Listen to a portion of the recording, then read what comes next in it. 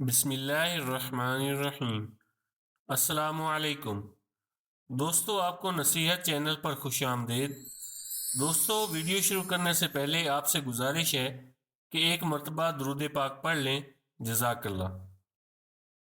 کسان کی بیوی نے جو مکھن کسان کو تیار کر کے دیا تھا، وہ اسے لے کر فروخت کرنے کے لیے اپنے گاؤں سے شہر کی طرف روانہ ہو گیا۔ یہ مکھن گول پیڑوں کی شکل میں بنا ہوا تھا اور ہر پیڑے کا وزن 1 کلو تھا۔ شہر میں کسان نے اس مکھن کو حسب معمول ایک دکاندار کے ہاتھوں فروخت کیا اور دکاندار سے چائے کی پتی، چینی، تیل اور صابن وغیرہ خرید کر اپنے گاؤں کی طرف روانہ ہو گیا۔ کسان کے جانے کے بعد دکاندار نے مکھن کو فریزر میں رکھنا شروع کیا۔ اسے خیال گزرا کیوں نہ ایک پیڑے کا وزن کیا جائے۔ وزن کرنے پر پیڑا 900 گرام کا نکلا۔ حیرت اور صدمے سے دکاندار نے سارے پیڑے ایک ایک کر کے تول ڈالے، مگر کسان کے لائے ہوئے سب پیڑوں کا وزن ایک جیسا یعنی 900 گرام تھا اور 100 گرام کم تھا۔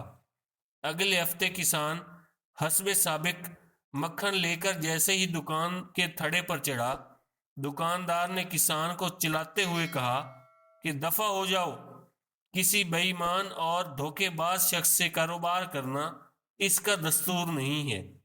900 گرام مکھن کو پورا 1 کلو گرام کہہ کر بیچنے والے شخص کی وہ شکل دیکھنا بھی گوارا نہیں کرتا۔ کسان نے بڑی افسردگی سے دکاندار سے کہا، میرے بھائی، مجھ سے بدظن نہ ہو، ہم تو غریب اور بیچارے لوگ ہیں، ہمارے پاس تولنے کے لیے باٹ خریدنے کی استطاعت کہاں ہے؟ آپ سے جو 1 کلو چینی لے کر جاتا ہوں، اسے ترازو کے ایک پلڑے میں رکھ کر دوسرے پلڑے میں اتنے وزن کا مکھن تول کر لے آتا ہوں۔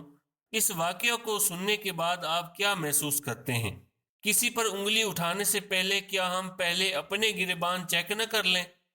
کہیں یہ خرابی ہمارے اپنے اندر تو نہیں؟ کیونکہ اپنی اصلاح کرنا مشکل ترین کام ہے۔